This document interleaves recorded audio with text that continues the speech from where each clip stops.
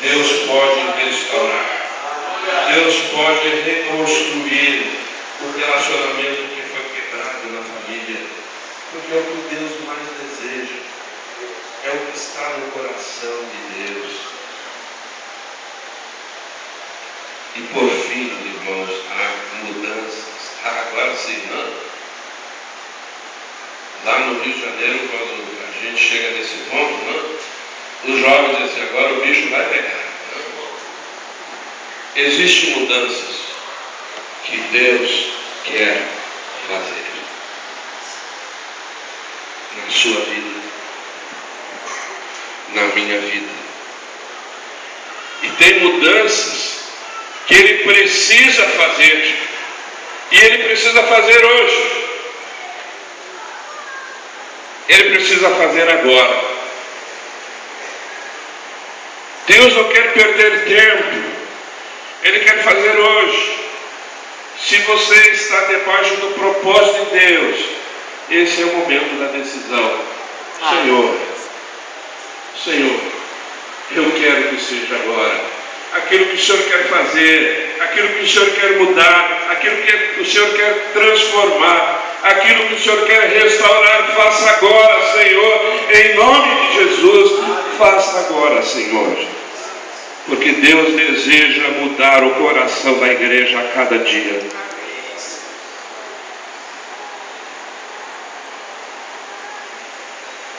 E para isso, Deus usa qualquer circunstância. Houve um pastor, que vocês vão identificar pelo nome, né? Havia um pastor chamado John Wesley, fervoroso, dedicado, era um jovem de oração, acordava às 4 horas da manhã, antes dos coreanos descobrirem isso, né? Ele acordava às 4 horas da manhã para orar. Ele lia a Bíblia, lia a palavra. Ele estava sempre buscando. Um dia, ele vai a que a gente poderia dizer, a um grupo de discipulado, onde o pessoal estava lendo a Bíblia. E ele, que era muito metódico, pela primeira vez ele chegou atrasado. Chegou atrasado na reunião. Imagina, né, vocês aqui, né? Marcam, o pastor viu que marcam uma reunião, marcam um culto de estudo bíblico, né? E aí todo mundo, e aí de repente o pastor não chega, e alguém começa, então, né? Fica encorajado, começa a reunião, e aí o pastor chega. Geralmente, nem sempre, porque às vezes tem outras circunstâncias, mas geralmente, eu sempre me atraso nas coisas que eu não gostaria de ir. Nós nos atrasamos quando nós não estamos muito satisfeitos em ir em determinado lugar. Pode ter certeza que você vai se atrasar. E ele foi com muita má vontade, mas ele era um pastor, ele foi. E quando ele chegou, já estava um leigo, um irmãozinho, que pegou a Bíblia em Romanos e pegou assim do lado um comentário que Martinho Lutero fez sobre o texto de Romanos, lá naquele texto que diz assim: o justo viverá pela fé. E essa pessoa estava lendo, e ele sentou lá. Enquanto ele começou a ouvir, o Espírito Santo desceu sobre ele. Aleluia. Ele foi batizado com o fogo do altar. Ele sentiu o coração aquecido. E ele agora sentiu dentro de si todo aquele fervor. E agora ele começou a declarar: agora sim, hoje sim, eu creio explicitamente e unicamente em Jesus Cristo como meu Redentor e Salvador. Não são pelas coisas que eu faço, não é pelo zelo que eu tenho, nem pelas escolas que eu construí, nem pelos templos que eu estou semeando, mas pelo fogo do altar que desceu e aqueceu no meu coração, e eu senti a intimidade de Deus Deus falando ao meu coração. Igreja, Deus fala ao nosso coração. E nós só andamos, nós só caminhamos, nós só agimos por causa deste fogo do altar dentro de nós.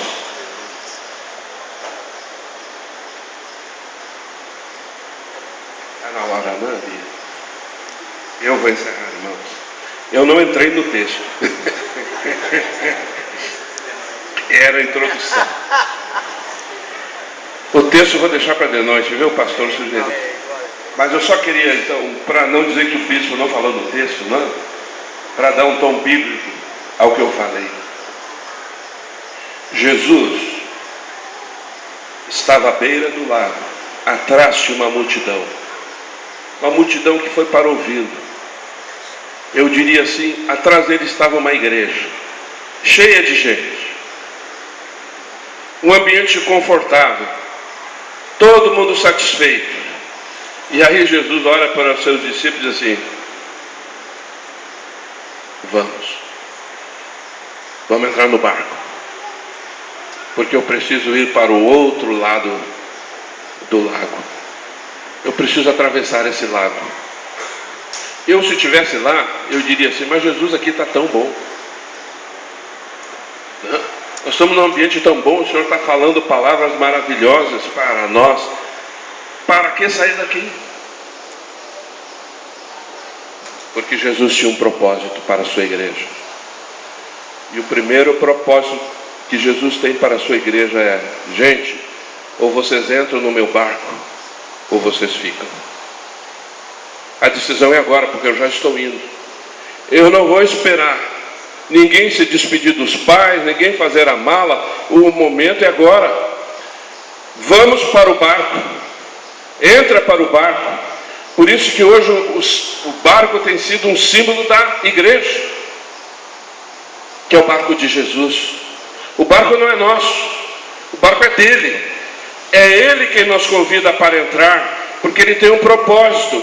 O propósito aqui já foi cumprido, agora ele precisa atravessar, porque lá do outro lado existe uma realidade que a igreja precisa tocar.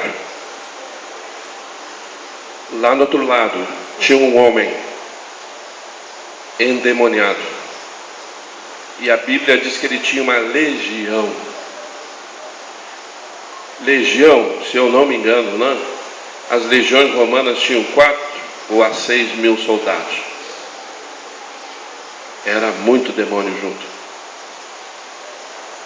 Mas a igreja sabe que maior aquele que está no barco do que aquele que está no mundo.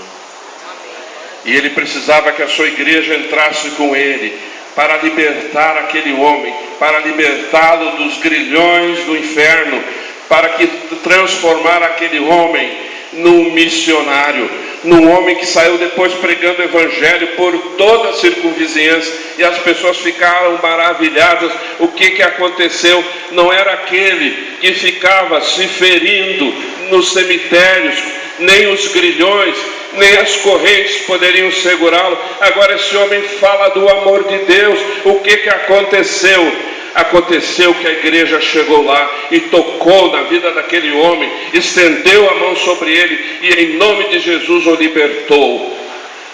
Irmãos e irmãs, há muitas vidas desta cidade que precisam do toque libertador da igreja. A igreja precisa chegar lá e em nome de Jesus dizer: os teus grilhões estão desfeitos, entra no barco conosco, que é o barco de Jesus.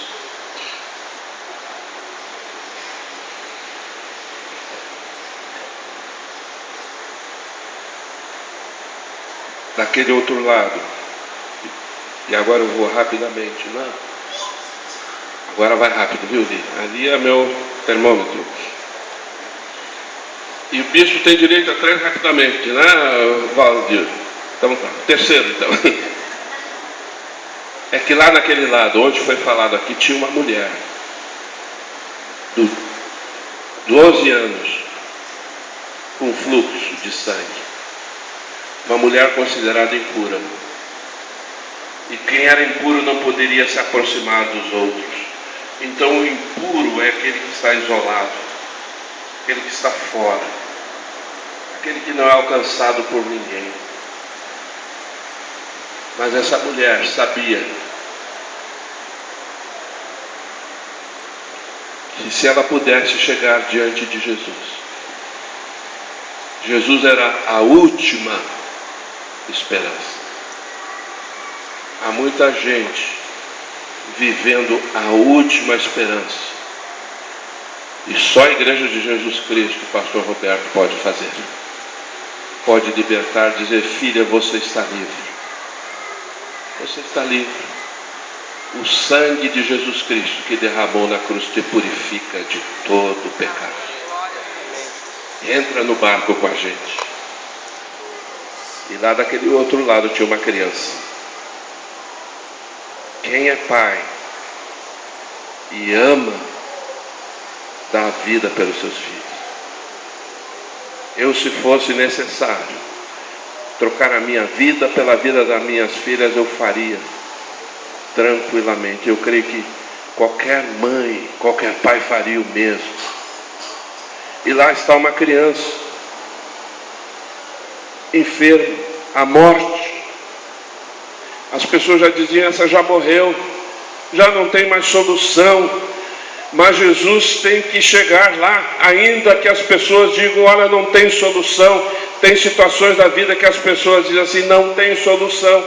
Jesus chegou lá e levou a igreja e estendeu a mão e disse assim: minha filha, Talita, filhinha, levanta, porque o Senhor chegou, porque a igreja do Senhor chegou para estender a mão e trazer vida. Jesus veio para trazer vida e vida em abundância. A igreja tem que ser o lugar abençoador das crianças, para alcançar as crianças. A vida das crianças é a nossa prioridade. Elas são a expressão do reino de Deus. E a igreja é o lugar onde esta prioridade ela é estabelecida, ela é fortalecida pelo amor da igreja, pelo amor de cada irmão e de cada irmã. Por isso que na igreja, os filhos dos meus irmãos e irmãs da fé também são meus filhos. Eu posso confiar. A integridade física, moral e espiritual das minhas crianças, a minha igreja, porque ela é o corpo vivo de Jesus Cristo.